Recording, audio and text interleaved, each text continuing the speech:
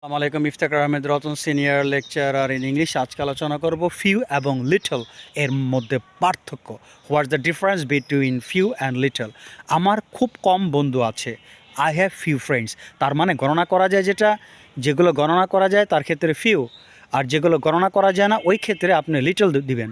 যেমন গ্লাসে খুব কম পানি আছে, there is little water in the glass. আমার কাছে খুব কম টাকা আছে, I have little money with me. তার খুব কম বই আছে, হি হ্যাজ ফিউ বুকস। তার খুব কম বন্ধু আছে, হি হ্যাজ ফিউ ফ্রেন্ডস। তার খুব কম তেল আছে, হি হ্যাজ লিটল ওয়েল।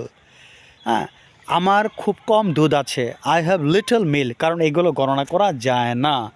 আমার খুব কম কলম আছে, আই হ্যাভ ফিউ পেন্স। কলম গণনা করা যায় বিধায় ফিউ বসেছে। তারপর তার খুব কম বই আছে, হি হ্যাজ ফিউ বুকস। তারপর ধরেন আমার খুব কম সুনাম আছে, সুনাম গণনা করা যায় না, আই হ্যাভ লিটল ফেম। এই হচ্ছে ডিফারেন্সটা। আজ এই পর্যন্ত, আল্লাহ হাফেজ।